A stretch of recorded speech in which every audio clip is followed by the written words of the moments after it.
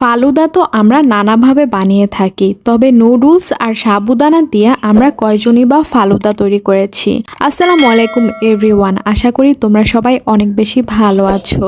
মিষ্টি আইটেমগুলোর মধ্যে ফালুদা হচ্ছে আমাদের সবচাইতে পছন্দের একটি রেসিপি। আমরা বিভিন্ন ধরনের ফালুদা খেয়ে থাকি বাইরে, কিন্তু সাবুদানা আর নুডলস এই দুইটা দিয়েও যে অনেক ইয়ামি ফালুদা বানানো যায় এটা হয়তো আমরা অনেকেই জানতাম না। তো রেসিপিটি শুরু করার আগে তোমাদের কাছে আমার একটা রিকোয়েস্ট, তোমরা যারা এখন পর্যন্ত আমার চ্যানেলটিকে সাবস্ক্রাইব করনি তারা প্লিজ একটু সাবস্ক্রাইব করে দিও, আর সাবস্ক্রাইব করার পর বেল বাটনটিতে অবশ্যই ক্লিক করবে, তাহলে কিন্তু নেক্সট আমি তোমাদের সাথে যে রেসিপিগুলো শেয়ার করব সেগুলো তোমরা সব দ্রুতই সামনে পেয়ে যাবে। তো যাই হোক, ফালুদাটি বানানোর জন্য প্রথমেই আমি দুধ খুব ঘন করে ক্রিমি করে নিয়েছিলাম, সেখানে হচ্ছে কনডেন্স মিল্ক দিয়েছিলাম। কনডেন্স মিল্ক দিয়ে দুধটাকে আরো একটু জাল দিয়ে আরো একটু বেশি করে ক্রিমি করে নিয়েছিলাম। যাই হোক, তারপর একটি পাতিলে আমি পানি নিয়ে নিয়েছিলাম, সেখানে ছেড়ে দিয়েছিলাম সাবুদানা। সাবুদানা এখানে আমি সিদ্ধ করে নিচ্ছিলাম। সাবুদানা সিদ্ধ করার সময় কিন্তু এই যে যখন এইরকম হবে, মানে সিদ্ধ হয়ে যাবে, তখন আমি এটাকে ছেঁকে নামিয়ে নিব। তারপর আরো একটি প্যানে আমি দিয়ে দিয়েছিলাম শুধুই কনডেন্স মিল্ক। এখানে বেশ কিছু কনডেন্স মিল্ক দিয়ে এগুলো সব আমি ভালো মতো আরো বেশি ক্রিমি করে নিচ্ছিলাম। বিশেষ করে দেখা যায় ফালুদাতে যে আমরা মালাইটা ব্যবহার করি সেটা যত বেশি ঘন হয় খেতেও কিন্তু তত বেশি মজা হয়। তো তোমরা দেখতেই পাচ্ছ কতটা ঘন হয়ে গিয়েছে। তো কনডেন্স মিল্ক যখন পুরোপুরি ঘন হয়ে গিয়েছিল তখন কিন্তু আমি ওই যে জাল দিয়ে রাখা দুধ সেটাকে ছেড়ে দিয়েছিলাম। এই পর্যায়ে আমি দুধ আর কনডেন্স মিল্ক দুইটা ভালো মতো জাল দিয়ে এটাও একটু মোটামুটি ঘন করে নেব।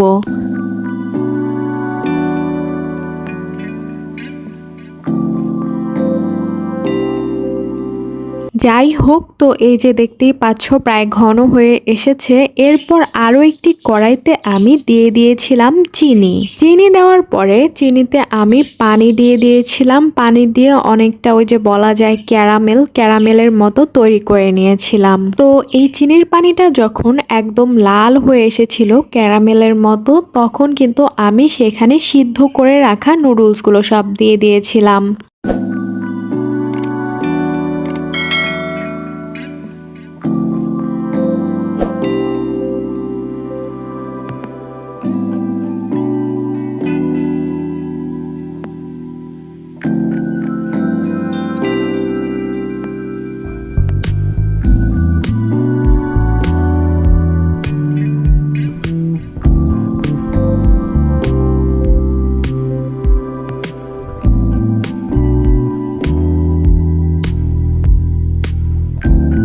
তো এই যে দেখতেই পাচ্ছ আমি নুডলসগুলোকে সব দিয়ে দিয়েছি ক্যারামেলে। তারপর হচ্ছে আমি ওই যে সাবুদানা যেগুলো সিদ্ধ করে রেখেছিলাম সেগুলো দিয়ে দিলাম। তারপর এই দুইটাই ভালো মতো মিক্স করে নিয়ে হালকা একটু রান্না করে নিচ্ছিলাম।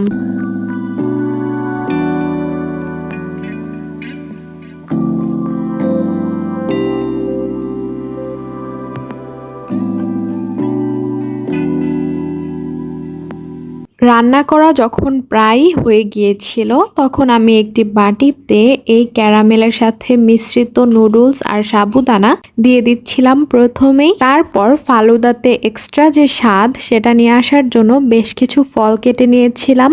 আমি আজকে নিয়েছিলাম কলা আর আপেল। তোমাদের বাসায় যদি আরো অন্যান্য ফল থাকে তাহলে তোমরা সেটাও দিয়ে দিতে পারো। তো আমার বাসায় জাস্ট এই দুইটা ফলই আজকে ছিল, তাই আমি এই দুইটাই দিয়ে দিয়েছি। তোমরা চাইলে খেজুর এটা সেটা আরো অনেক কিছু অ্যাড করতে পারো, কারণ ফালুদাতে যতই ফল অ্যাড করা যায় ততই কিন্তু বেশি মজা হয়।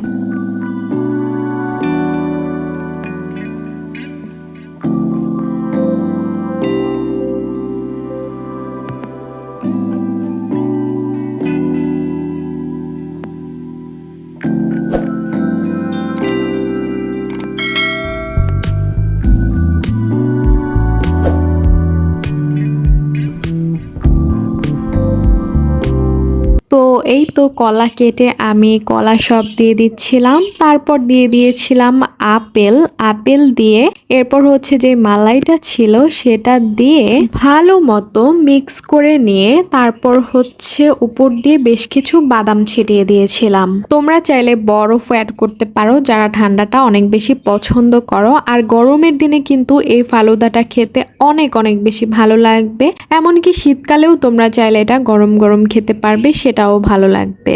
যেহেতু এখন গরমকাল তাই আমি এটাকে ফ্রিজে রেখে খেয়েছিলাম। তোমরা চাইলে ফ্রিজে থেকে নর্মাল ভাবেও খেতে পারো।